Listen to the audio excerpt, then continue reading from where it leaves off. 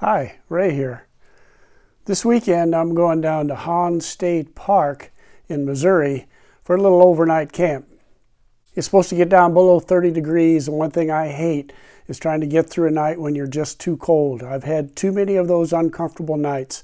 So I'm going to show you a system that I've developed. It keeps me nice and toasty warm down to some pretty frigid temperatures.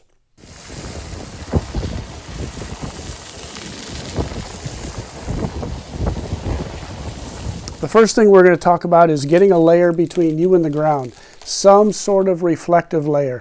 This happens to be Reflectix that you can get at any hardware store. It's not that expensive. It's like bubble wrap with foil on each side, but you could literally get a reflective space blanket, emergency blanket, one of those windshield covers that are reflective, just something to get on the ground below your pad to make sure that the cold air is not coming up from under here into your pad. The next thing I've got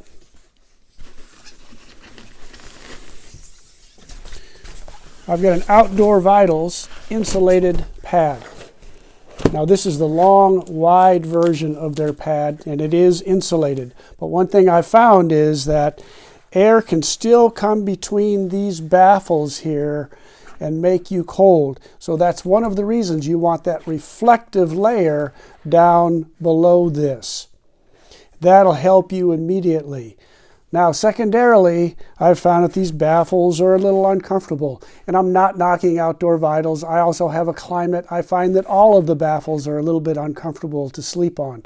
So, to add to this, and also adds to my R factor, is a closed cell foam pad. This happens to be a Thermarest pad that I can put over my sleeping pad. So this serves two purposes. One is it gives me that extra layer of insulation.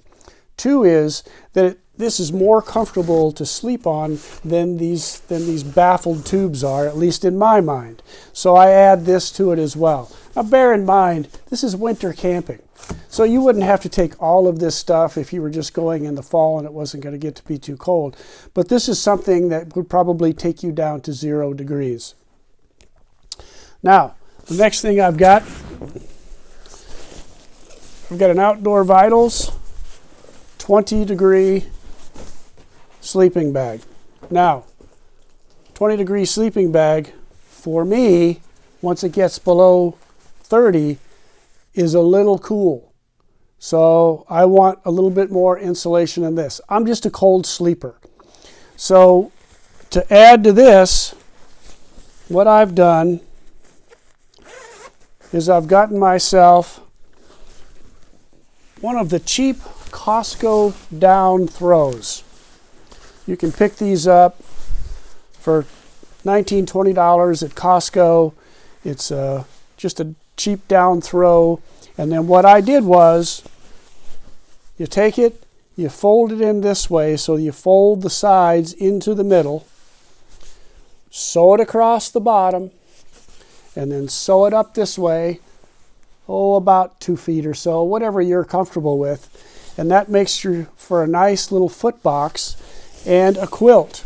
Now additionally, what I did on this one was I sewed a baffle on here with a drawstring, so I can draw this up around my neck if I wanted to. That's completely optional. You don't need it for this setup. But then what I do is I take this quilt, shove it inside like that, and I have really increased the down capability of this bag. Because I've got the quilt over me, even though there is a baffle here by the zipper, sometimes cold air can get through. So it gives me that extra little layer between the zipper and my body to make sure that cold air can't seep through and make me cold at night. Now, some other things that you might think about. The Nalgene water bottle. Get some hot water in here before it's time to go to bed. Take that bottle, throw it down into your bag, down close to your foot box, is a really good place. to make sure you're going to start warming up that bag before you get in there. Make sure it's tight.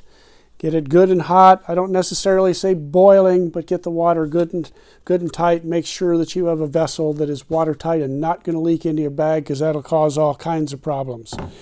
The other things are get yourself a good base layer to wear, some nice warm dry wool socks.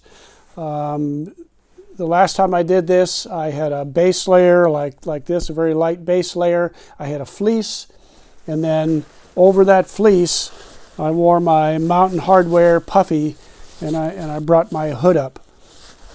And I can tell you that by the time the night was over, the puffy came off, and I just slept with my base layer on the bottom and my socks. I had to pull the water bottle out because I got too darn hot, and then just left the fleece on for the top. And I was way more than comfortable. I was so nice and warm. It was just a pleasure to sleep in that bag. Again, the temperature was mid-20s, like 24, 25 degrees. I was under a tarp situation, so there was some air coming in, but this system worked perfectly.